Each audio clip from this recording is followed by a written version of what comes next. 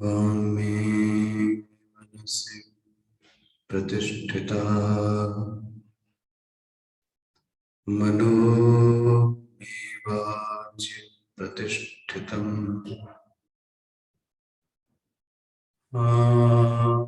विरावीर्मयि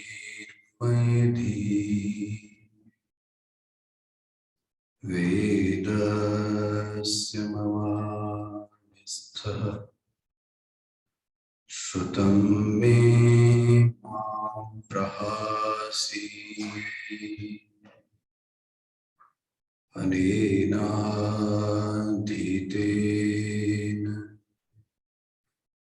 अहोरात्रान् सन्तधामि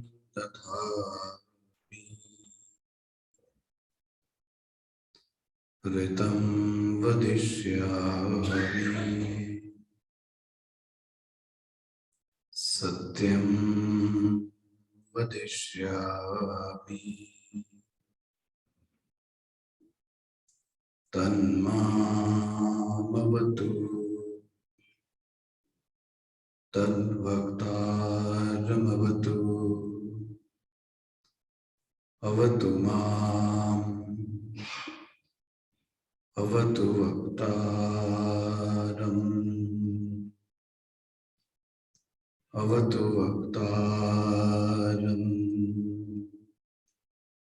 ॐ शान्ति शान्ति शान्ति।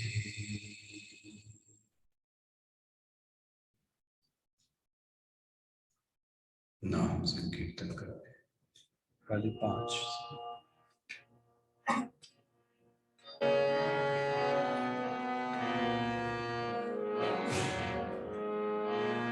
श्री राम जय जय राम।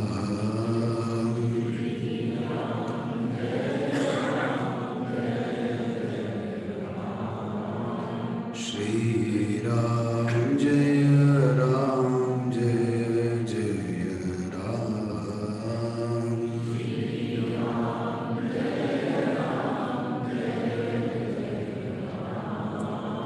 श्री राम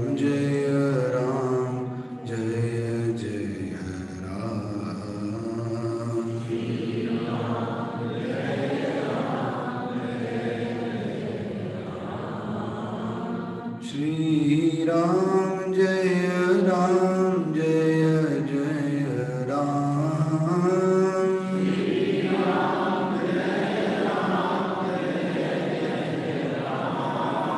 श्री राम जय जय राम। श्री राम जय जय राम।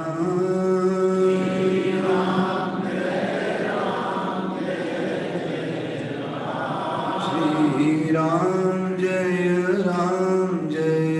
जय राम।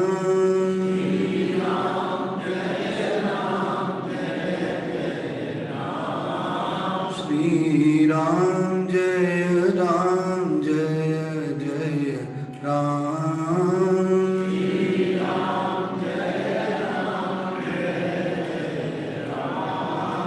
श्री राम जय जय राम।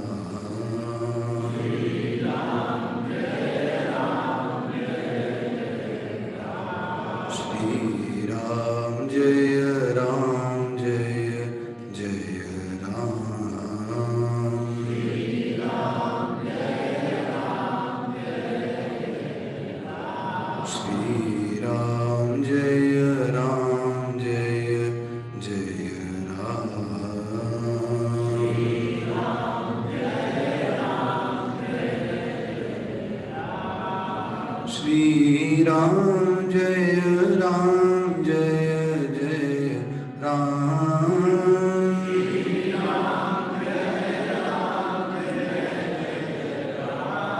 श्री राम जय राम जय जय राम।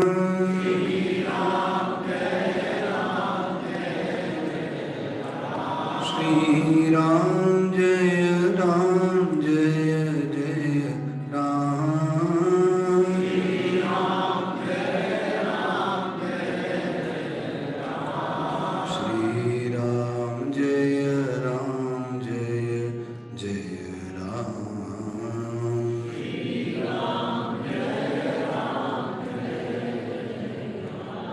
श्री राम जय राम जय जय राम।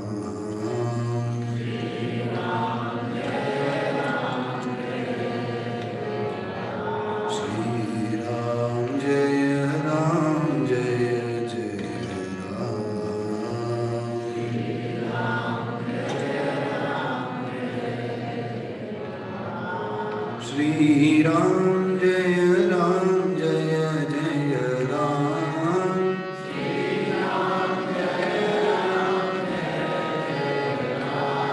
श्री राम जय राम जय जय राम।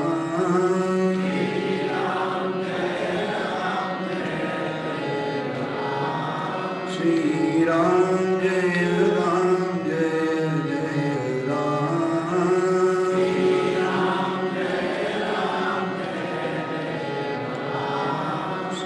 श्री राम जय राम जय जय राम।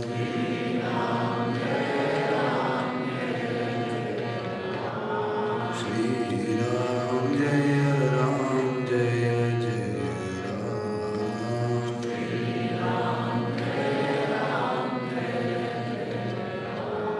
श्री राम जय राम जय जय राम।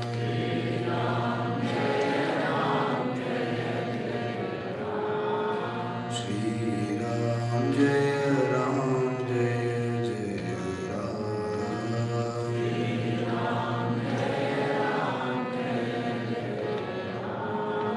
जय जय राम। जय सिया राम। जय राजा राम। जय श्री राम।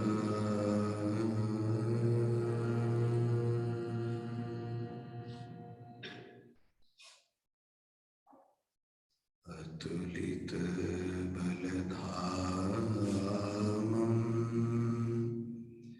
हेमशैलावदेहं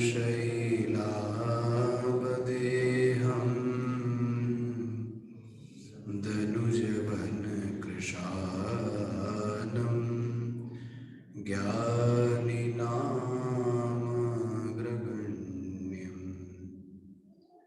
सकलगुणनिधानं वानराणामधीशम्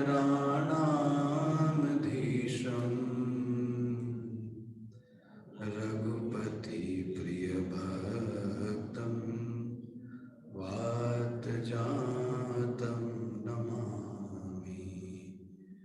रघुपति प्रियभक्तं वातजातं नमामि। रघुपति प्रियभक्तं वातजातं नमामि। सियावर रामचंद्र भगवान की, पवन सुत हनुमान की, बोलो भाई सब संतन की। ओम प्रतिमा देव की। ओम नमः पार्वती पते। हर हर। बिलावल मुझे ना चला। सब वैदिक लिखिएगा 91 के बाद में। बोले लखन मधुर मृदुबानी, बोले लखन मधुर मृदुबानी, ज्ञान विराग भगति रस सानी, काउन को सुख दुख कर दाता, काउन को सुख दुख कर दाता, निज कृत कर्म भोग सब भ्राता, जोग वियोग भोग भल मंदा, हित अनहित मध्यम भ्रम फंदा, जन्म मरण जहाँ लगी जग जालू, संपत्ति विपत्ति करम भर, धरनी धाम धनु पुर परिवारु, सरग नरग जहाँ लगी परिवार, देखिए सुनिय गुनिया बनमाही, देखिए सुनिय गुनिया बनमाही, मोह मूल परमारथ नाही, काउन को सुख दुख कर दाता, काउन को सुख दुख कर दाता, निज कृत कर्म भोग सब भ्राता। तो हम लोगों ने कल अयोध्या कांड में प्रवेश किया। भगवान राम का वनवास हो चुका, सुग्रीवपुर में भगवान पधारे हैं और दूसरे दिन की ये बात है। पहले दिन तमसा नदी के तट पे रुके, आज भगवान श्रृंगवीरपुर में हैं। और आप मन से ऐसा एक दृश्य बनाइए, सायंकालीन दृश्य है, रात्रि का, चंद्रमा निकला हुआ है, गंगा जी बह रही हैं और उस शिलाखंड पर भगवान राम माता जानकी लेटे हुए हैं, विश्राम कर रहे हैं। और उसी समय ये जो निषाद राज है ये भगवान के पैर दबाता है। दबा तो पैर रहा था लेकिन मन इसका कहीं और चल रहा था। वो मन में क्या प्रश्न था? भगवान होते हुए भी ये स्थिति है। जंगल में अपनी पत्नी के साथ इतने कोमल, कल मैंने वर्णन किया आपके सामने, भगवान लेटे हुए हैं और उसके मन में एक प्रश्न आया, और ये हमारा और आपका प्रश्न है, ध्यान रखिए। आखिर भगवान को ये क्यों भोगना पड़ा? कौन है इसका उत्तरदायी तत्व? और उसी समय पैर दबा रहा है जी, उसके मन में विकल्प आते हैं। विकल्प आता है कि ये कामी दशरथ के कारण ये स्थिति आई। लक्ष्मण जी ने देखा कि इसके क्रोध चढ़ रहा है, थोड़ी आंखें लाल हो रही हैं।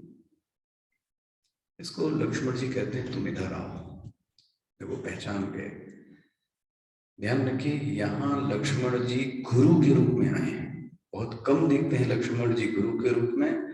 आज लक्ष्मण जी गुरु के रूप में आए हैं और कहते हैं बोले लखन मधुर मृदुबानी, हे निषाद राज, क्रोध मत करो, तुम इधर आओ और बैठो, मैं तुमको कुछ बात बताता हूं।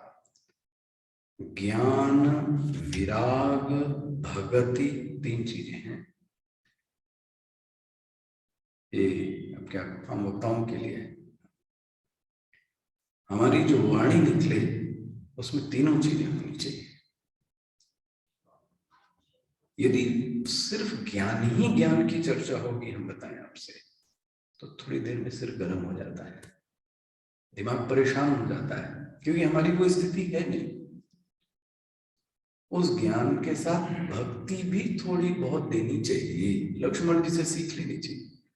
ज्ञान भी देते हैं लेकिन वैराग्य की बात भी करते हैं, क्योंकि वैराग्य के आचार्य ही कौन है? लक्ष्मण जी। और उसके साथ भक्ति से रसी हुई, रस में पगी हुई एक बात बोलते हैं। तो मैं इस चौपाई को विद्वान लोग बोलते हैं। लक्ष्मण जी ने पूर्व मीमांसा कर्म सिद्धांत का दृष्टांत हमारे सामने रखा है। इसको थोड़ा सावधानी से, प्यार से समझिए। कर्म सिद्धांत क्या है? पहली बात, इसके 2 हिस्से हैं, आपसे निवेदन करेंगे। पहला हिस्सा ये है कि यदि मैंने कुछ किया तो उसका फल जरूर मिलेगा। ठीक है, पहला हिस्सा। किया, क्या किया? सत्कर्म किया तो भी फल मिलेगा, ठीक है, और दुष्कर्म किया, बोलिए ना, तो भी मिलेगा। ऐसा नहीं हो सकता कि कर्म करें और फल ना मिले, इम्पॉसिबल। अच्छा किया तो भी मिलेगा, बुरा किया तो भी मिलेगा। तो कर्म किया है तो फल जरूर मिलेगा। और मुझे लगता है अगर इसको जीने की कोशिश कीजिए, मतलब सिर्फ बुद्धि के लिए नहीं कह रहा हूं, तो पता नहीं आपकी क्या स्थिति होगी, वो आप जानिए। एक मन में बड़ा ढांढस बचता है। क्या बनता है? भगवान, मैंने भी थोड़े बहुत सत्कर्म किए हैं, तो मुझे भी उसका फल कभी ना कभी तो, मतलब आपके घर फर्जी नहीं है, आपके घर कुछ गड़बड़ नहीं चल रही कि मेरे सत्कर्मों को इग्नोर किया जा रहा है। मैंने अच्छे कर्म किए हैं तो मुझे जरूर मिलेगा फल। ये अगर आपके मन में बैठ जाए तो आपको बड़ा ढांढस मिलेगा। अच्छा, उसका दूसरा हिस्सा वो शायद आपको कम समझ में आए। जो मिल रहा है, पहले मैंने क्या बोला आपसे? पहले हमने क्या बोला आपसे? कर्म करेंगे तो फल मिलेगा। अब मैं दूसरा कहता हूं, जो भी फल मिल रहा है वो हमारे कर्मों का ही परिणाम है।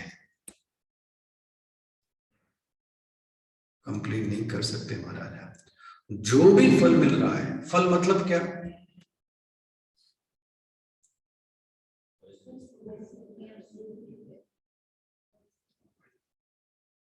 फल मतलब मुझे जो समझ में आया, जो मुझसे पूछकर नहीं आता। हमें राइट में, जो मुझसे पूछ के नहीं आता, जब मन चाहता है तब आता है और आता ही नहीं जी। जब मन होता है तब। आप बुरा मत मानिए, ऐसी बहुत सारी चीजें आपको मिली हैं जी, जो आपसे, आपको पूछकर नहीं दी गई। ठीक है, आपको बहुत सारी ऐसी चीजें मिली हैं, मिलती हैं, मिलती रहेंगी, जो आपसे पूछकर नहीं दी जा रही है जी, लेकिन आपको दी जा रही है। अगर मैं इसकी लिस्ट बनाना चालू करूं, मुझसे बिना पूछे पहली चीज आपको क्या दी गई? बात कीजिए ना आप भी। हाँ, पेरेंट्स तो तब होंगे जब हम तो आए। हमसे पूछकर शरीर दिया गया, पता नहीं, आप अपना जानना। हमसे पूछकर भगवान ने शरीर दिया जी नहीं, लेकिन दिया। दूसरी चीज, मैं पुरुष बनूंगा या स्त्री, ये मुझसे पूछ कर दिया गया, बिना पूछे दिया गया। वो ध्यान रखना, इसके पीछे कोई ना कोई कारण होगा। मैं कल कह रहा था, एक झोली में फूल भरा है, एक झोली में कांटे। हाँ हाँ, कोई कारण है, कुछ तो है। क्यों मिला पुरुष का शरीर, हाँ जी, और क्यों मिला स्त्री का शरीर? कभी सोचा आपने? बोले उनकी मर्जी। और अच्छी आपकी मर्जी, जब मन चाहे पुरुष बना दो, जब मन चाहे स्त्री बना दो आप। यही नहीं, जैसा आपने कहा, मुझे कौन माँ बाप मिलेंगे ये मुझसे पूछकर नहीं दिया गया। अब क्या कहोगे, क्यों उसी घर में जन्म दिया गया? कोई रीजन नहीं। मुझे तो ऐसा भी लगता है, गुरु भी हमसे पूछ कर नहीं दिए जाते। सच्चाई ये है, हमारी मर्जी से गुरु नहीं मिलता, वो हमको अपनी ओर भला खींच देता है और मेरे मन में इसके प्रति अगाध श्रद्धा पैदा हो जाती है। इतना आसान नहीं है ये प्रोसेस, मैं बताऊं, इतना आसान भी नहीं है। माता तो आपसे पूछ के नहीं मिली, गुरु तो पूछ के नहीं मिला, शरीर तो नहीं मिला। मैं तो ये भी मानता हूं कि पति और पत्नी भी आपसे पूछकर आपको, वो आप जान सकते हैं, निर्णय कर लें। अभी भी बहुत सारी चीजें ऐसी दी जा रही हैं जो आपसे बिना पूछे दी जा रही हैं। क्यों दी जा रही हैं? क्या रीजन होगा? बनता है कुछ? अगर दी जा रही है उसके पीछे कोई ना कोई रीजन जरूर है, और वो रीजन भगवान कहते हैं आपके किए गए कर्म है। स्पष्ट हो रहा है? कर्म सिद्धांत के दो नियम, यदि सत्कर्म किया तो फल, दुष्कर्म किया तो फल। Very good. एक हिस्सा ये है, एक हिस्सा ये है कि जो फल मुझको मिल रहा है, मैं फल मतलब कहता हूं जो मुझसे पूछकर नहीं दिया गया। और पता नहीं आपने किसी ने बोला परिस्थिति, वेरी गुड। इसको और गंभीरता से लो, हमको जो सुख और दुख है, आपका ध्यान चाहूंगा, वो सीधे नहीं आता। क्या बात कर रहे हैं आप हमारा? हमको सुख और दुख सीधे नहीं आता जीवन में। सुख और दुख को बनाने वाली पहली एक आती है परिस्थिति, और वो परिस्थिति हमको क्या देती है? बोलिए ना, सुख। और वो परिस्थिति क्या देती है? सुख और दुख सीधे नहीं आता महाराज। ये सुख और दुख एक परिस्थिति का निर्माण करता है, और वो परिस्थिति हमको सुख और दुख देती है। मान लें मेरा अपमान करना है, अपमान की एक परिस्थिति बनाइए, तो कैसे होगा अपमान? कोई एक व्यक्ति आएगा, आपको अपशब्द कहेगा, अपशब्द कहने से एक परिस्थिति का निर्माण होगा, और फिर आपको क्या मिलेगा? बोले तो सम्मान मिलना है, तो एक व्यक्ति आया, उसने आपको माला पहनाई, आपके बारे में बड़ा बोला, बड़ी अच्छी परिस्थिति बनी, आपको बड़ा सुख मिला। मैं आपसे, ये थोड़ी महीनी है, थोड़ा समझिएगा। सुख और दुख अकेले नहीं, सुख और दुख एक परिस्थिति के रूप में आते हैं, और वो परिस्थिति मुझे सुख देती है और वो परिस्थिति मुझे दुख देती है। अच्छा, और आप सुन रहे हैं ध्यान से, तो आपको और बोलता हूं, वो परिस्थिति किस चिड़िया का नाम? What do you mean by the word circumstances? कहां तक की बात कहने से बात लग जाएगी? परिस्थिति मतलब क्या?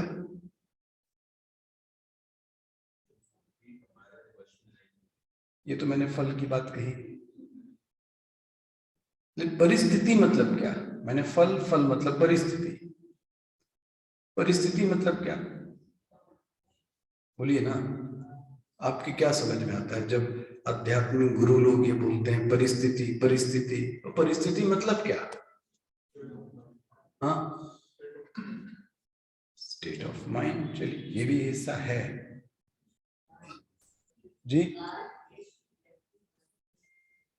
जिससे आप घिरे हो वो परिस्थिति है, ऐसा बना लीजिए। जो परिस्थिति, जो शब्द बना वो किससे बना? परितः स्थितः,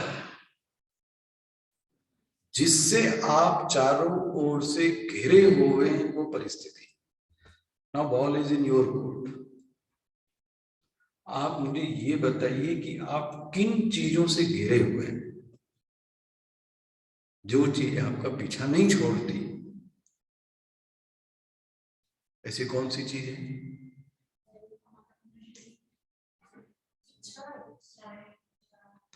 इच्छा माता जी रात में पीछा छोड़ देती है, नहीं तभी नींद आती है। अगर इच्छा बनी रहे महाराज तो नींद आना बड़ी मुश्किल की बात है। इससे ये सिद्ध होता है कि हम बिना इच्छा के भी, बोलिए ना, रह सकते हैं और उसी में ही आनंद है। जो रात की गाढ़ नींद का आनंद है महाराज, आपसे क्या बताएं, भोजन से भी नहीं है, पैसे से भी नहीं है। गाढ़ नींद हो जाए, आंखें चमक जाती हैं, मस्तिष्क फ्रेश हो गया। बोले क्या था वहां? बोले ये मत पूछो, वहां कुछ नहीं था इसलिए सुखी है ना। हमने संगति क्या बना रखी है? हम सुखी तब होंगे जब कोई इच्छा होगी। मनुष्य तो इच्छा का गुलाम है। हाँ महाराज, आपका असली स्वरूप तो यही है कि आप बिना इच्छा के भी रह सकते हैं चाहे तो। इसलिए भगवान ने रात की नींद दी कि आप बिना इच्छा के भी आप रहते हैं। मुझे लगता है जहां जहां आप जाते हैं एक देश तो आपके साथ में है ही, जैसा माता जी ने कहा।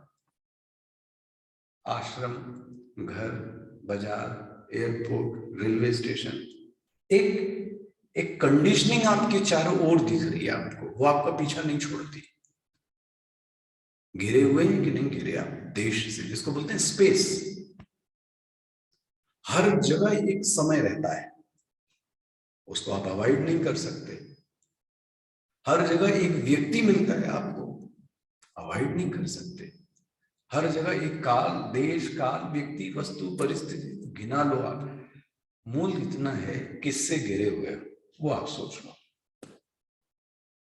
तो मैं फिर से सिद्धांत पे आ रहा हूं। कर्म सिद्धांत के दो सेक्शन, इसको जीवन में अपनाइएगा, बड़ी ढांढस मिलती, मुझे तो बड़ा अच्छा लगा। यदि मैंने सत्कर्म किया है तो माई का लाल मुझे फल देने से रोक नहीं सकता। और आप बुरा मत मानिए तो ये भी बोल दूं, चाहे मैं ईश्वर को मानूं जी, बोलिए ना, चाहे मैं ना मानूं। फिर से बोल रहा हूं, मैं आस्तिक हूं तो ठीक, मैं नास्तिक हूं तो भी ठीक। ये कर्म सिद्धांत है। पता नहीं आपके मन में भी आया होगा। हम जब पढ़ते थे तो हम जो पूजा पाठ वाले ज्यादा विद्यार्थी पीछे रह जाते थे, और जो नास्तिक हैं उनके नंबर बढ़ जाते थे। जो नास्तिक हैं वो क्या बोले, नास्तिक तो क्या बोले, खींच तो लगती है मन में। अनपढ़, गवार, अनकल्चर्ड, और प्रदेश पे 15-20 साल शासन करता है।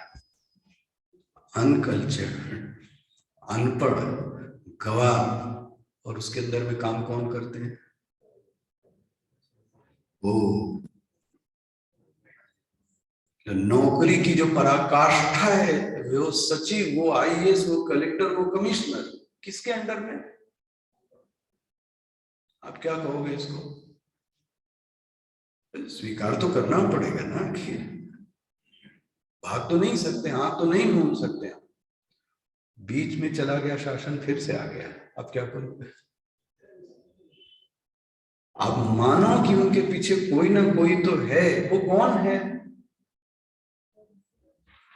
यदि मिल रहा है, फिर से अगर ये सिद्धांत बैठ गया, मैं आपसे बताऊं बड़े प्रश्नों के उत्तर आपको मिल जाएंगे। यदि उनको ये मिल रहा है, इसके पीछे उनके किए गए, बोलिए ना, हाँ, वो जरूरी नहीं है कि आज के ही हुए, ये जरूरी नहीं है कि आज के हो गए, वो कभी भी हो सकते हैं। और आपने उनके कर्मों को देखा तो बन गया। यदि मिल रहा है तो किया है, और दूसरा है यदि किया है तो मिलेगा जरूर। इसको लगा के देखिए। अब लक्ष्मण जी क्या बोलते हैं? व्यक्ति के जीवन में, हे निषाद राज, काउन सुख दुख कर दाता। मैंने आपसे कल कहा था चौपाई याद कर लीजिए। काउन को सुख दुख कर दाता, निज कृत करब भोग सब भ्रा। हे निषाद राज, कोई नहीं है, काहू न को। किस चीज के लिए भगवान? जीवन में सुख और दुख दोनों आते हैं, इसको देने वाला कोई नहीं है। भगवान आप क्या बात कर रहे हैं? कोई तो है, मेरे से पूछ के तो नहीं आते, तो कोई तो भेजता है, कोई तो है। अच्छा, इसके बीच में ना जो गैप है वो जरूर सोचिए। आपकी क्या धारणा है? खुद की भी तो जरा देख लीजिए। आपको क्या लगता है कि सुख दुख का कारण कौन है? लक्ष्मण जी को रोक लेते हैं, अपना भाग बता दीजिए जरा, हमको क्या लगता है? जब से ये बहू घर में आई, घर का नाश हो गया। या कहाँ गए लक्ष्मण जी अब आपके? क्योंकि आपने जो दुख का कारण माना वो किसको माना? बोले जब से ये पोता हुआ है तब से तो घर में लक्ष्मी आ गई, तो सुख का कारण कौन हुआ? मेरी नजर में आप कितना भी पढ़ा लो, हमारे गुरुजी इस बात को कहते थे, बोले आप बोलते तो ठीक है, बट नाला उठे के उठे ही रहना है। ठीक है, नाला उठे के उठे ही रहना है। तो कितनी बार ये कर्म सिद्धांत आपके बाद में आए, और मैं इसका प्रैक्टिकल फैक्ट बताता हूँ कि व्यवहार में कैसे आएगा। आपको नहीं लगता कि हम पूर्व मीमांसा को भी नहीं जीते जी? उत्तर मीमांसा की क्या बात करते हैं? आपको ब्रह्मचारी जी ने पढ़ाया होगा पूर्व मीमांसा और उत्तर मीमांसा। उत्तर मीमांसा मतलब ज्ञान, और ज्ञान के पहले जो निष्ठ होना चाहिए वो किस में होना चाहिए? पूर्व मीमांसा में। हम उत्तर मीमांसा के अधिकारी ही नहीं है, मैं आपसे बताऊं। क्या खली पीली बातें करते हैं, और फिर हम बोलते हैं कि हमको ब्रह्मास्मि का अनुभव नहीं है, फिर तत्वमसी का अनुभव नहीं है, जगत मिथ्यात्व का अनुभव नहीं। अरे कहां से होगा महाराज? आपको ए बी सी डी से चलना था तो पूर्व मीमांसा। मैंने ऐसा देखा पढ़े लिखों से पूर्व मीमांसा के बारे में, वो तो बोले छोटी क्लास की बात है, हम तो वेदांत पढ़ते हैं। ये वेदांत पढ़ रहे हैं आप? कहां से वेदांत बचेगा? उत्तर मीमांसा। Who is the responsible factor of the सुख एंड दुख? लक्ष्मण जी को छोड़ दीजिए, अपना बताइए, हम जीवन में समझते हैं किसको है? मैं आपको बता रहा हूं, हम लोग समझते हैं इस व्यक्ति के कारण सुख है, और यदि ये व्यक्ति यहां से चला जावे तो फिर जीवन में आराम ही आराम। बन गया। कई इसमें तो बड़े बहुत सारे विभाग, बोले समय खराब चल रहा है, तो आपने फिर सुख और दुख का हेतु किसको माना? कर लो। फिर मैंने वास्तु को माना, वो भी कर लो आप। मेरा प्रश्न है, कब तक ये चेंज करते रहोगे? कब तक ये चेंज होता रहेगा? एक मेट्रोपॉलिटन सिटीज में और बड़े शहरों में ये बड़ी समस्या, आपको एक बताऊं।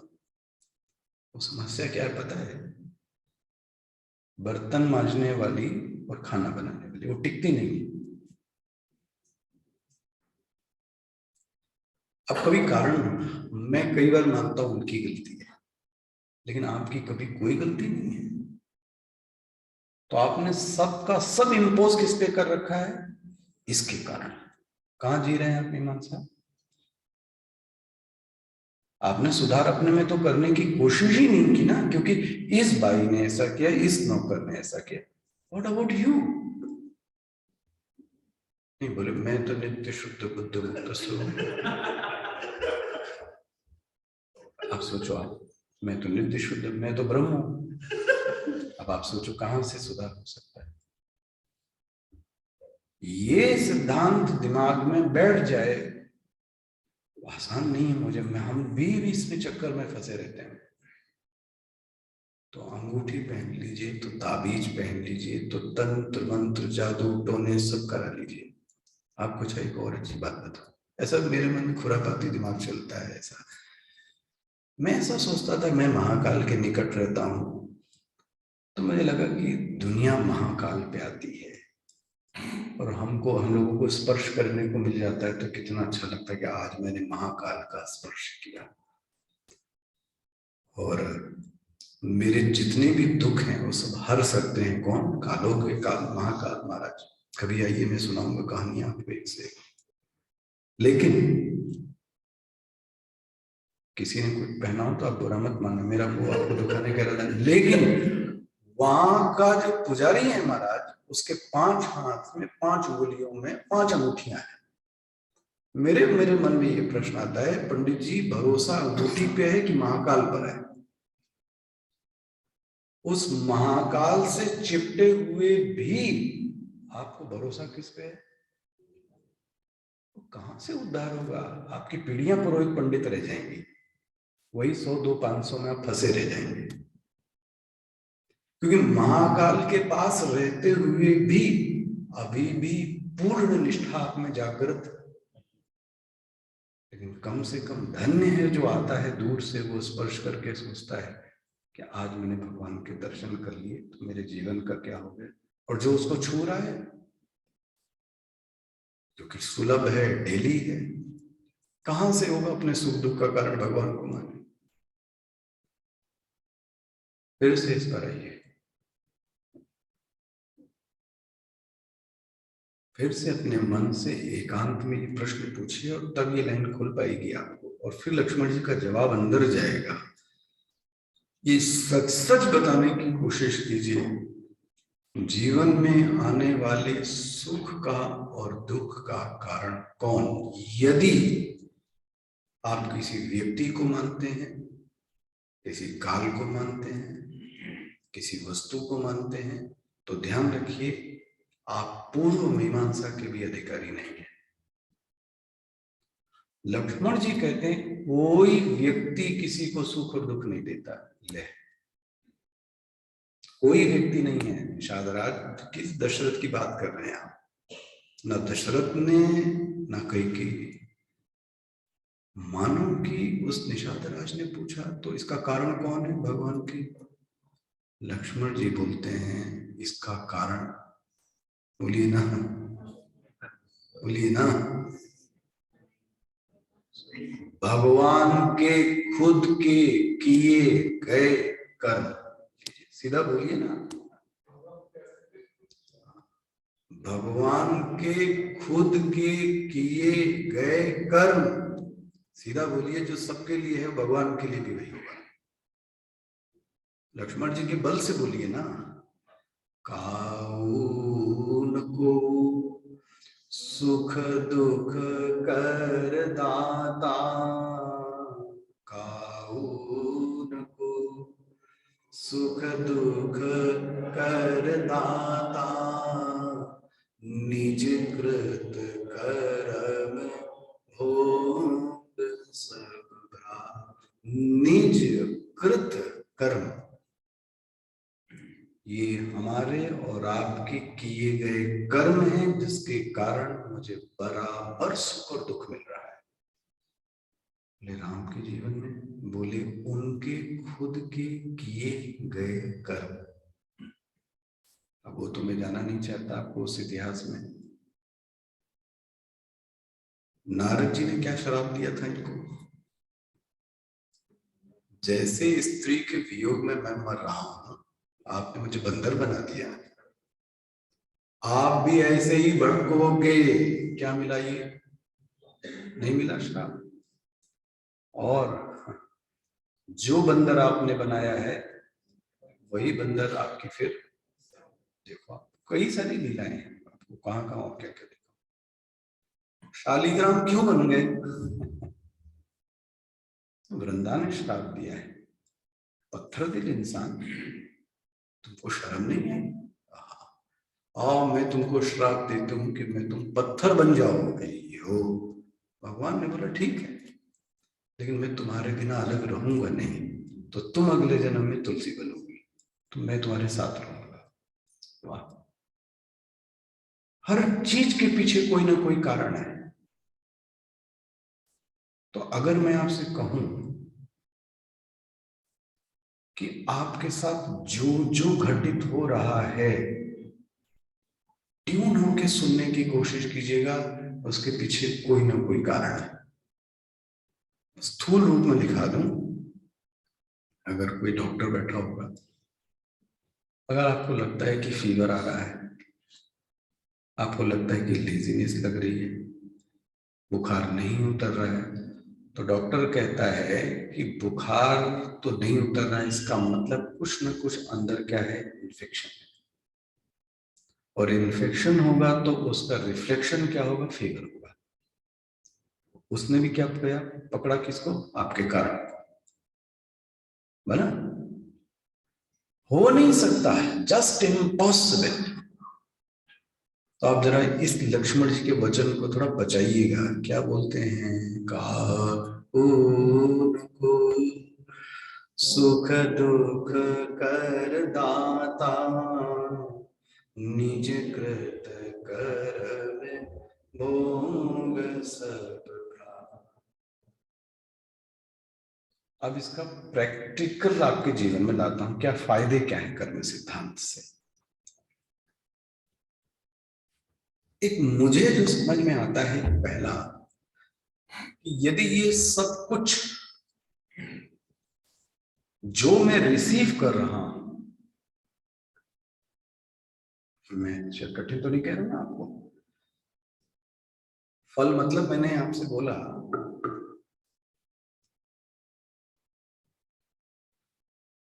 थोड़ा सा विषयांतर करता हूं आपको दिखाने के। गीता का सबसे मिसकोट और सबसे मिस इंटरप्रिटेशन का कोई श्लोक है तो यही श्लोक है। कौन सा श्लोक? कर्मण्येवाधिकारस्ते मा फलेषु। और हम वक्ता और बड़े बड़े लोग कर्म करो और फल की इच्छा। अरे मूर्ख, क्या ये पॉसिबल है कि कर्म करें और फल की इच्छा ना हो? सच्चाई बताइए जरा ईमानदारी से, सच्चाई बताइए। मुझे एक इंडस्ट्रियलिस्ट ने बताया, बड़ी अच्छी बात कही। बोले स्वामी जी, हर गीता साधु यही कहता है, कर्म करो और फल की इच्छा मत करो। और बोले मुझे ये बात कभी सूट नहीं होती। मैंने उनसे कहा कि जिन साधुओं से आप मिले भगवान की दया से, वो सब ठीक नहीं थे, मामला गड़बड़। हमसे आप मिले होते तो मैं आपको ठीक करता। मेरे गुरु ने कभी नहीं कहा ये। बोले मतलब आप साधुओं से अलग है? मैं एकदम अलग। मैं उल्टा कहता हूं, व्यक्ति कर्म करता ही तब है जब फल की इच्छा हो। आप क्या बोल रहे हो? फल की इच्छा मत करो। एक भी फील्ड दिखा दीजिए आप मुझे। विद्यार्थी विद्यार्थी मेहनत तब करता है, उसके पहले ही वो क्या सोचता है? बोलिए ना, सच्चाई क्या है? 90% नंबर लाऊंगा, आईएएस बनूंगा, इंजीनियर बनूंगा। 98%। ये पहले उसने क्या किया? पहले उसने क्या किया? बोलिए ना, फल की इच्छा। और उसके बाद उसने क्या किया? साधु बाबा क्या बोल रहे हैं? कर्म करो।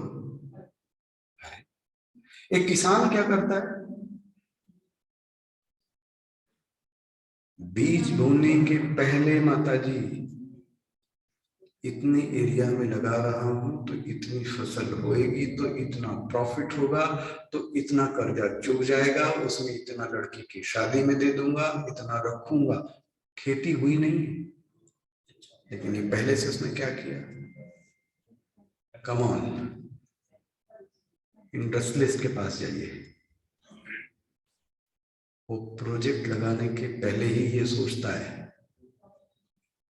इसमें इतना खर्चा कर रहा हूं, ठीक है, लेकिन लॉन्ग टर्म में मुझे इतना पैसा इससे मिलना चाहिए। अभी बनाया नहीं है, इसने पहले क्या कर ली? चलिए अपनी बात स्वीकार कर लेता हूं, अपनी बात स्वीकार करता हूं, सबकी बात की है। क्या मेरे मन में इच्छा नहीं थी कि लोग मुझे सुनने आए? बोलिए ना। कहां से झूठ बोल रहे हो आप?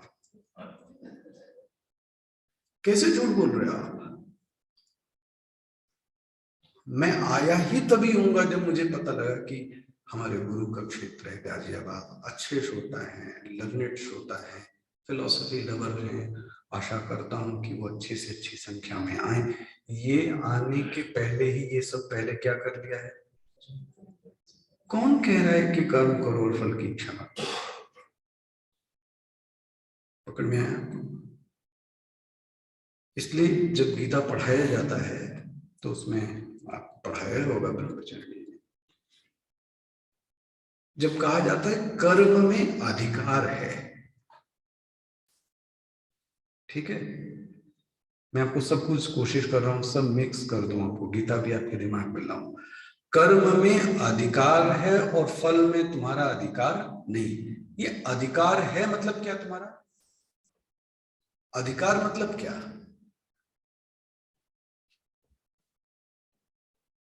हाँ जी। नहीं, आपका कर्म में अधिकार है, इसका मतलब क्या हुआ? आपको कठिन लगता है और सरल कर, आपका घर में आपके अधिकार है, इसका मतलब क्या हुआ? अधिकार का मतलब हुआ, क्या बोलोगी? अधिकार में, हाँ, कर तुम, अकर तुम, अन्यथा कर तुम। आपके लिए कहता हूं, मैं चाहूं तो करूं, अधिकार तो ये। और मैं चाहूं तो, अरे मेरा घर मैं नहीं रहूंगा रात में, मेरा घर मैं जब चाहे तब आऊंगा। पकड़ में आ रहा है? अधिकार मतलब क्या हुआ? कर, मैं चाहूं तो करूं, जी, मैं चाहूं तो, बोलिए ना, और मैं चाहूं तो उल्टा करूं, ये भी आपके हाथ में है, कोई रोक नहीं सकता आपको। करो पाप जाके, किसी ने मना किया? करो, लेकिन एक बात याद रख लेना, करना तुम्हारे हाथ में है, लेकिन उसके बाद भगवान की लाइन देख लेना, कर्म में अधिकार है, फल में अधिकार। फिर ये मत कहना कि मेरा इंटेंशन नहीं था, ऐसा हो गया। नो नो नो, आपका इंटेंशन ही, बोलते ना, टेंशन क्रिएट करता है। Your intention create tension only, यही सच्चाई है। ये मत कहना कि भूल से हो गया। हमारे गुरुदेव इसको दृष्टांत देते थे, चाहे साधु होवे, चाहे महामंडलेश्वर होवे, चाहे बच्चा होवे और चाहे ज्ञानी होवे, यदि बिजली के सॉकेट पे उंगली डालेगा तो आप साधु होवे इससे मतलब नहीं, करंट मारेगा। पकड़ में आ रहा है आपको? यह है अधिकार मीमांसा। कर्म में तुम्हारा अधिकार है, तुम चाहे तो सत्कर्म करो, तुम चाहे तो ना करो, और तुम चाहे तो दुष्कर्म करो, छूट है। लेकिन एक बात याद रख लेना, कर तो लिया, दूसरा हिस्सा कर्म में अधिकार है, फल में अधिकार।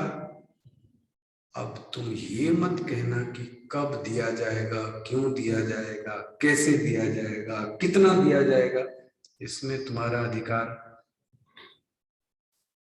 जब आप इलेक्शन में जाते हैं तो एक तीसरी चीज भी तो आजकल आपको दी गई। क्या दी गई? नोटा। नोटा मतलब क्या है? None of this.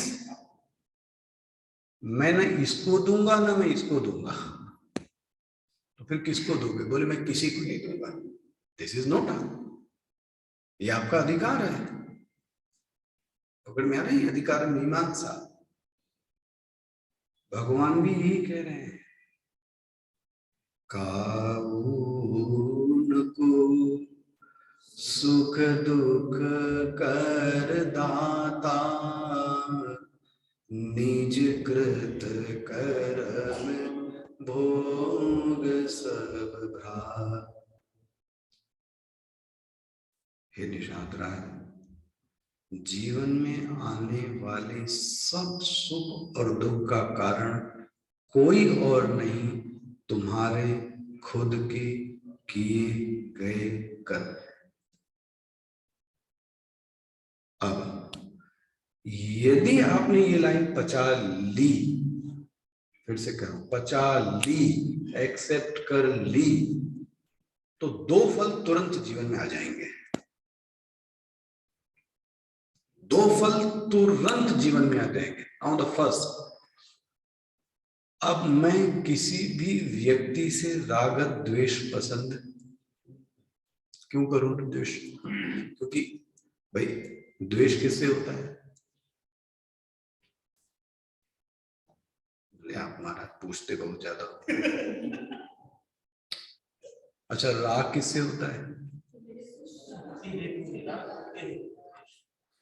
सुखानुशयी राग, दुखानुशयी। जिससे मुझे सुख मिलता है, मुझे इससे सुख मिलता है, इससे राग है। इससे दुख मिलता है, इससे द्वेष है। अब मैं किसी भी व्यक्ति से राग द्वेष नहीं करूंगा। क्यों? क्योंकि मेरे सुख दुख का कारण ये नहीं है। वाह, देख रहे हो कितना बड़ा फल आ गया। अभी तो मैं राग द्वेष इसलिए करता हूं कि इस व्यक्ति से मुझे दुख मिलता है जी, इस व्यक्ति से मुझे सुख मिलता है। लेकिन जब मुझे पता है कि ये तो पपेट है, इसकी कोई गलती नहीं है, ये तो मुखौटा है महाराज, इसका असली कारण तो मैं खुद हूं, तो आप किससे राग करोगे, किससे द्वेष करोगे? ये पहला प्रभाव आएगा। दूसरा प्रभाव, व्यक्ति सत्कर्म की मात्रा को और बढ़ा देगा। क्योंकि उसको पता है कि जितना अच्छा सत्कर्म करेंगे उतना अच्छा फल आएगा। तो फिर मैं सत्कर्म का अनुष्ठान क्यों ना करूं? इसमें क्या दिक्कत है? बन गया। यदि कोई ये सिद्धांत को जी लेता है, तो मैं सिर्फ आज के इस सत्संग में ये कहना चाहता था, ये दो चीज उसके जीवन में प्रकट हो जाएगी, राग द्वेष कम हो जाएगा और सत्कर्म की मात्रा उसके जीवन में बढ़ जाएगी। ठीक है, मेरे ख्याल से इस विषय पे और आपको क्या बोलना। भगवान कहते हैं लक्ष्मण जी, इससे और आगे बढ़ जाना। जब तुम इसका पालन करोगे, क्रोधा नहीं थे। तो पूर्व मीमांसा का पालन करने से अंतःकरण शुद्ध हो जाएगा। अंतःकरण शुद्ध होगा, इसी का नाम कर्मयोग है। और जब अंतःकरण शुद्ध हो जाएगा तो तुम्हारे अंदर एक ज्ञान की ज्वाला आएगी, और उस ज्ञान की ज्वाला में ये पता लगेगा फिर से, कर्ता भी सच नहीं है, कर्म भी सच नहीं है, लोग भी सच नहीं है, ये सब का सब माइक है। कहां से कहां जंप मारी, जरा ये देखिएगा दोहा।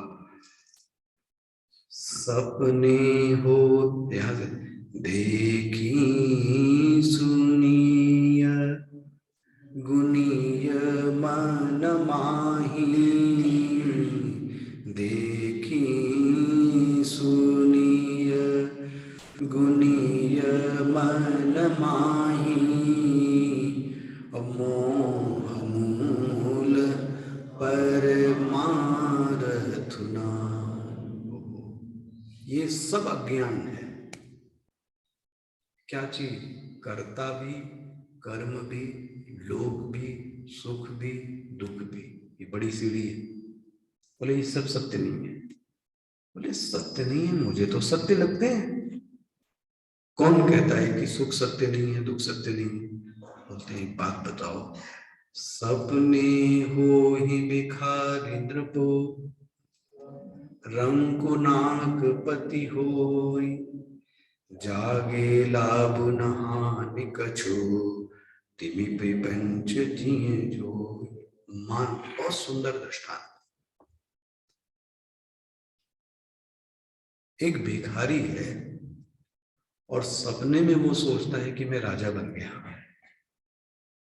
और एक राजा है जो सपने में ये सोचता है कि मैं भिखारी बन गया।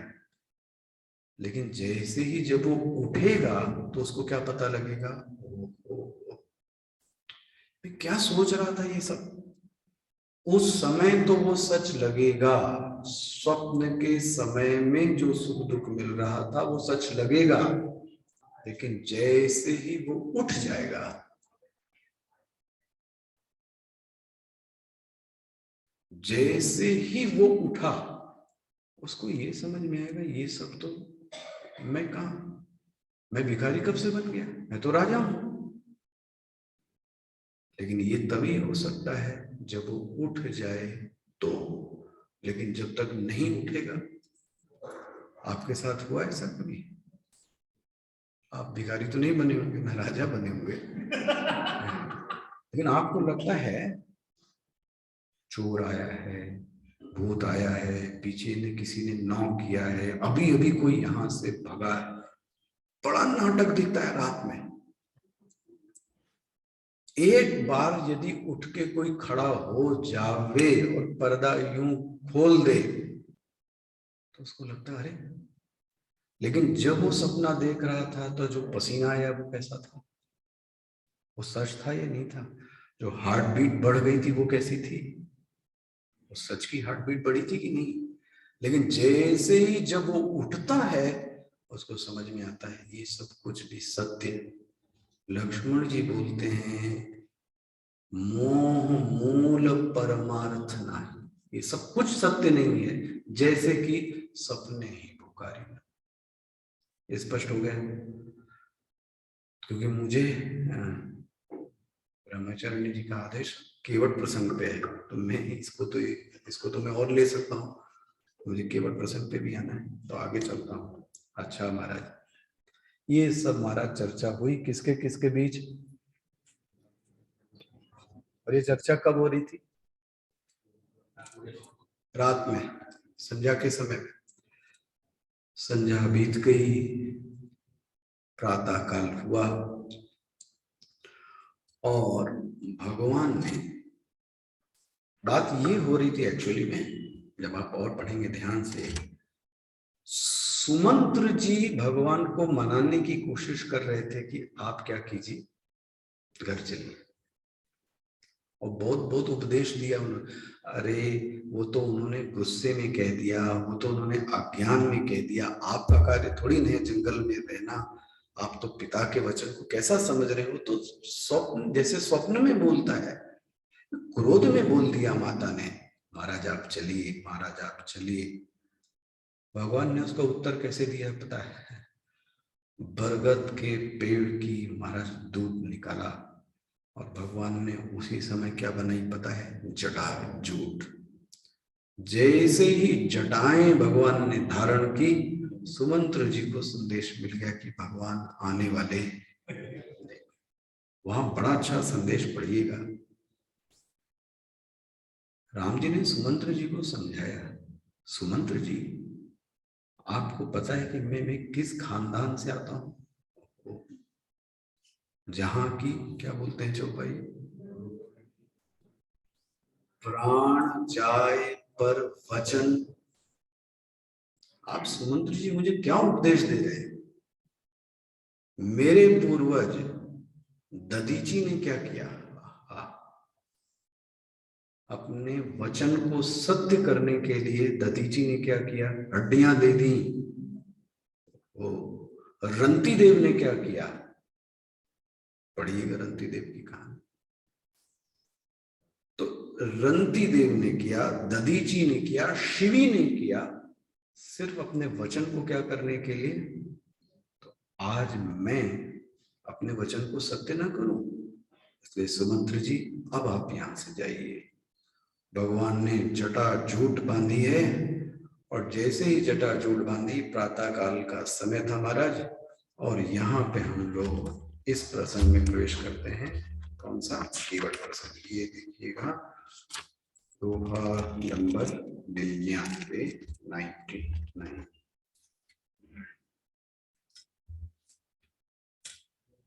मिल गया सबको? इन चौपाइयों का पाठ कर ले। आप भी कहेंगे कि आप खुद तो गा रहे हैं, हमको तो नहीं गवाया। मेरे बात दोहराइएगा, ठीक है? जान सो वियोग विकल पशु ऐसे,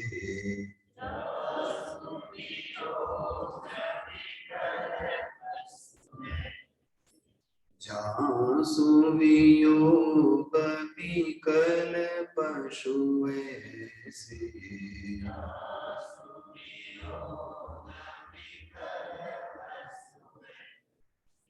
प्रजा मातु पितु जियहि कैसे,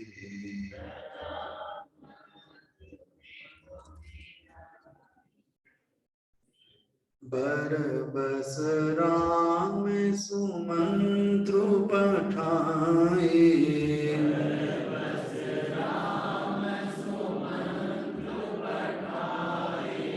बरबस राम सुमंत्र पठाए,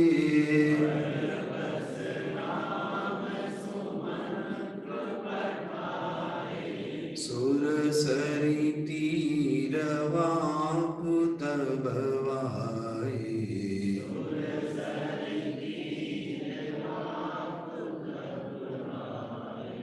मांगी नावन के बटुआना,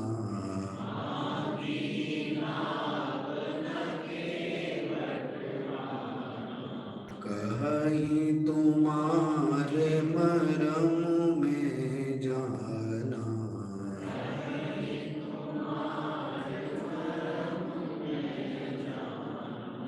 चरण कमल रज कहूँ सब कहीं,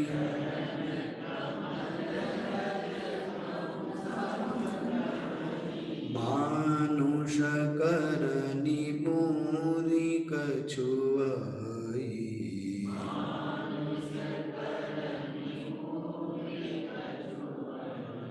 छुअत शिला भई नारी सुहाई,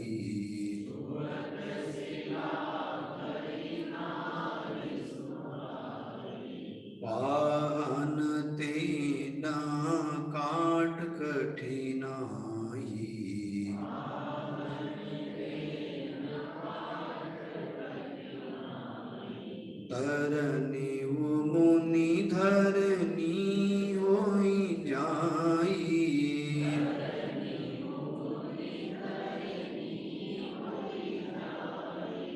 बाट परई मोरी नाव उड़ाई,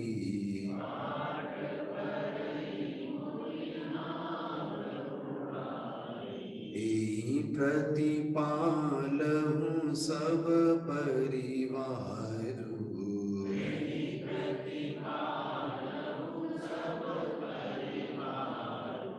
एहि प्रतिपालहु सब परिवारु,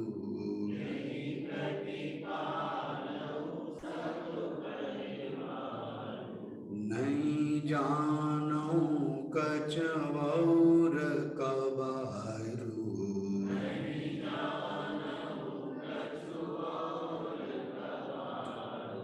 जो प्रभु पारवसी गाचहु,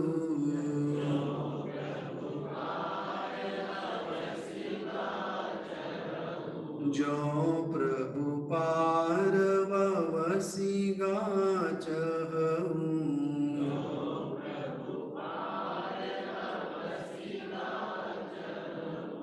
मोहि पद पदुम पखारन कहु,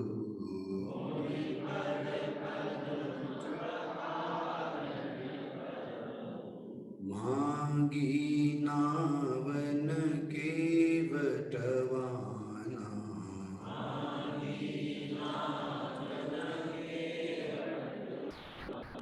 कहीं तुमार मरम में जाना,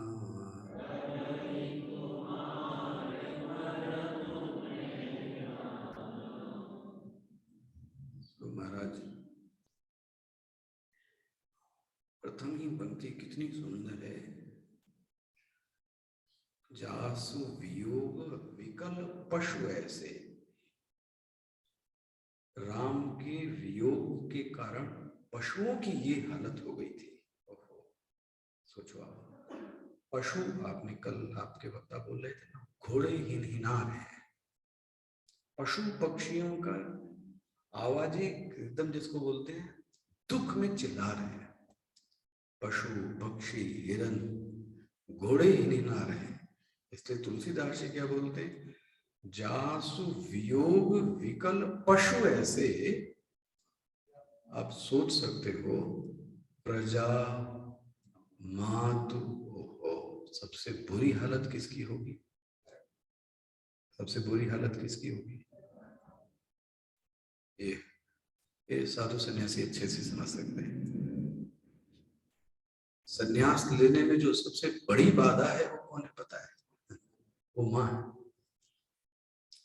क्योंकि उसका जो रुदन है ना वो बर्दाश्त नहीं हो सकता, कभी नहीं हुआ, किसी को नहीं हुआ। शंकराचार्य जी की मां ने भी आज्ञा नहीं दी थी, और वो जो रुदन होगा महाराज, वो सुनना आसान नहीं होता, बर्दाश्त करना आसान नहीं। हम लोग आज भी 25 साल हो गए, इसके बाद भी वो स्थिति नॉर्मल नहीं हो सकती। वो जो आवाज है वो आपको विकल कर देगी। तो आप सोचिए राम जी के साथ क्या होगा, 14 वर्ष का वनवास, जब पशु पक्षियों की ये हालत है, प्रजा की हालत क्या होगी, माता की हालत क्या होगी, पिता की स्थिति क्या होगी, जी कैसे कैसे जिएंगे। ऐसा सुमंत्र जी बताते हैं, और सुमंत्र जी को भगवान ने कहा बरबस राम, बरबस मतलब जबरदस्ती। सुमंत्र जी जाना नहीं चाहते थे, लेकिन राम ने सुमंत्र पठाए। जैसे ही सुमंत्र जी भी गए, सुरसर तीर, वाह, भगवान राम अब गंगा के किनारे आते हैं, सुरसरी, और जैसे ही वहां आते हैं, क्या सुंदर है ये केवट की भक्ति। देखो आप, मानो कि भगवान नाव को मांगते हैं, एक बार नहीं मांगा, जब और अच्छे संतों को सुनेंगे, वो लोग तो इसमें बहुत भाव प्रधान व्याख्या करते हैं। भगवान ने एक नहीं बोलते 2 से 3 बार आवाज दी, ए नाविक, ए नाविक, मागी नाव, ए नाव वाले, लेकिन नाव वाला सुनने को नहीं तैयार है, जबकि वो वहीं पे है। जरा ध्यान रखना, ऐसा नहीं है कि वो दूर है, वो सुन नहीं रहा, ऐसा भी नहीं है। सुनते हुए भी भगवान के वचनों को वो क्या बोलते हैं इंग्लिश में, ओवर हियर, सुनते हुए भी इग्नोर कर। मांगी नाव, भगवान जैसा व्यक्ति मांगता है, न केवट माना, केवट ने मना कर दिया, ध्यान ही नहीं दिया। भगवान के बहुत बोलने पर कहा ही बोलता है, मैं आपका सब रहस्य जानता हूं, इसलिए मैं आपके पास आने वाला नहीं हूं, इतनी सी बात बोली। लेकिन इसमें प्रश्न है। प्रश्न क्या है कि भाई वहां पर एक ही नाव थी क्या? अरे किसी और नाव पे चले जाते। आप गंगा के किनारे गए होंगे तो कभी एक नाव तो नहीं रहती, और सैकड़ों नावें थी। और ध्यान रखिएगा, जब ये संवाद हो रहा था तो उसके साथ कौन था? निषाद राज भी थे। ये तो निषाद राज ने किसी और नाविक की व्यवस्था क्यों नहीं की, जबकि वो राजा थे? पकड़ में आ रहे हैं? वो राजा थे। भगवान मांग रहे हैं, निषाद राज खड़ा है। अब जरा दृश्य देखो आप, उस प्रदेश का राजा खड़ा है और राजा कुछ नहीं कर रहा है, और वो महाराज नाव लाने को नहीं तैयार है। संत लोग कहते हैं इसके पीछे बहुत गहरा भाव है, बहुत गहरा भाव है। पहली बात, वहां की सब नावें कहां गई? आपके भी मन में प्रश्न आना चाहिए। भाई रात का समय हो तो मान लो, प्रातः काल का समय, और जहां भगवान पधारे हैं, ध्यान रखना, श्रृंगवेर जो पुर है वो नाविकों का इलाका है, वो नाविकों का इलाका है, वो केवट लोग वहीं पे रहते हैं। तो कहां चले गए सब केवट और सब नाव पार कराने वाले? तो संतों का कहना है, वो बड़ा सुंदर भाव है। बोले ये बात ये है महाराज, और मुझे ही सुन के बहुत आनंद हुआ। हुआ यूं कि इस केवट का जो राजा है वो कौन है? निषाद राज। कई बार लोग निषाद राज और केवट को एक समझते हैं, पहला तो ये भ्रम खा ले। केवट अलग है, निषाद राज उनका राजा है। संत लोगों का ऐसा कहना है कि कहीं एक बार जंगल में निषाद राज के प्राणों पर अचल बनाई। उस समय निषाद राज की रक्षा किसने की थी? इस केवट ने की थी। अच्छा, जब निषाद राज की जान बच गई तो निषाद राज ने कहा कि मुझसे 2 वर मांग लो, मैं तुमको वर दे देता हूं। केवट ने कहा है, भगवान मैं आपसे 2 वर जरूर लूंगा, लेकिन अभी मुझे कुछ दिखाई नहीं दे रहा है कि मेरे पास कुछ मांगने की कोई चीज हो, तो मैं अपने जो 2 वर हैं वो आपके पास क्या रखता हूं। ये स्थिति बड़ी दर्दनाक होती है गिरवी रखने वाली। आप बता सकते कौन और था ऐसा? हाँ, समझ में नहीं है। यस, वहां पे भी यही स्थिति थी। दशरथ जी ने कैकेयी से कहा था वर मांग लो, कैकेयी ने भी क्या कहा? अभी नहीं मांगूंगी। संत लोग बोलते हैं हिसाब किताब तुरंत का तुरंत क्लियर कर देना चाहिए। आप देखना संतों को, तुरंत क्लियर कर लो, बात का कुछ मत करो। ऐसे लोग प्यार में प्रॉमिस करते हैं, लेकिन आप किसी अच्छे से नहीं, वो कभी प्रॉमिस नहीं करेगा। नो, बोले पहले प्रॉमिस कर दो फिर बताऊंगी। नो, पहले बताओ तब पूरा करेंगे। क्या भरोसा, क्या मांग ले कोई। वो जो वर रह गया था, इसको सूचना मिल गई थी। किसको? केवट को। देखो कहानी कहां पीछे पीछे, इसको बोलते अंडर करंट, क्या क्या स्टोरी चल रही पीछे। इस केवट को पता लग गई कि मेरे इस परिसर में, इस जंगल में, इस गंगा के किनारे भगवान राम पधारे हैं। और उनकी सेवा में कौन गया हुआ है? निषादराज, क्योंकि वो राजा है। और उसी दरमियान ये निषादराज से मुलाकात करता है। ये पिक्चर में नहीं दिख रहा है। और निषादराज से कहता है, भगवान मुझे अपने वो 2 वर चाहिए आपसे। मुझे 2 वर चाहिए। निषाद राज को तो कुछ पता ही नहीं था ये क्या होगा। निषाद राज ने बोला, हाँ मांगो, कौन से 2 वर चाहिए? बोले, पहला, जब कल भगवान वहां पर जाएंगे तो कोई नाव नहीं रहनी चाहिए मेरी नाव के सिवाय, प्रॉमिस कीजिए। क्योंकि ये कौन थे? ये राजा थे। आपके आदेश से वहां कोई केवट, कोई नाविक नहीं रहना चाहिए, कोई नाव ही नहीं रहनी चाहिए।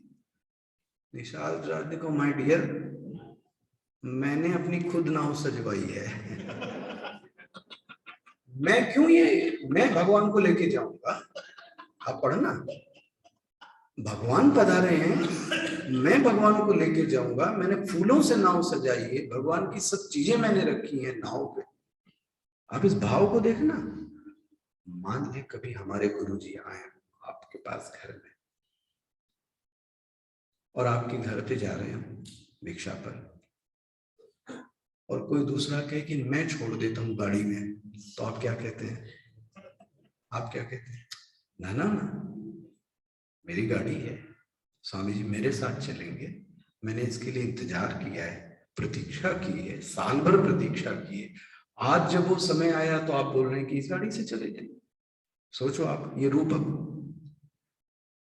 यही स्थिति निषाद राज कहता है, ना ना ना, मैं अपनी नाव से लेके जाऊंगा, और मैं राजा हूं, मैं खुद लेके जाऊंगा, किसी केवट की आवश्यकता नहीं पड़ेगी। केवट कहता है, नहीं, आपने मुझे क्या कहा था? वरदान।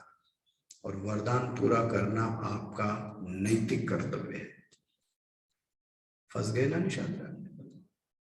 निषाद राज ने कहा, ठीक है, दूसरा वरदान, जब भगवान से मेरी चर्चा होएगी तो आप बीच में नहीं आएंगे।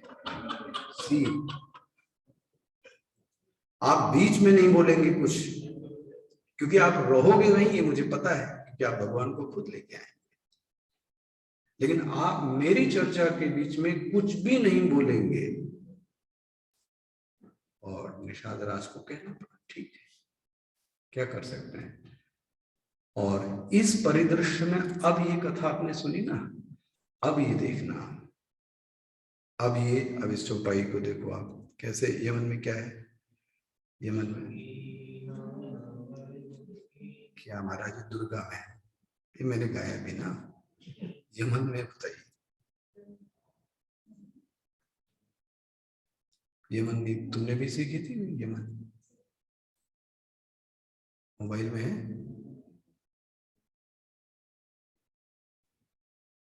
क्या?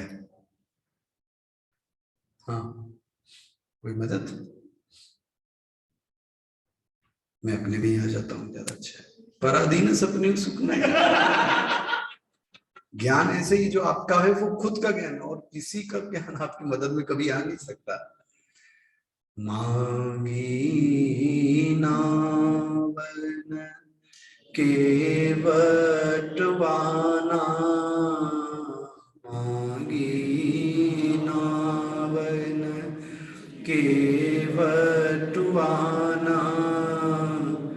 कहीं तुम्हार मरण में जाना, चरण कमल रज कहूँ सब कहाई, चरण कमल रज कहूँ सब कहाई, मानुष करनी मोरी कछुआई, छुअत शिला भई नारी सुहाई, छुअत शिला भई नारी सुहाई, पाहन तेन काट कठिना,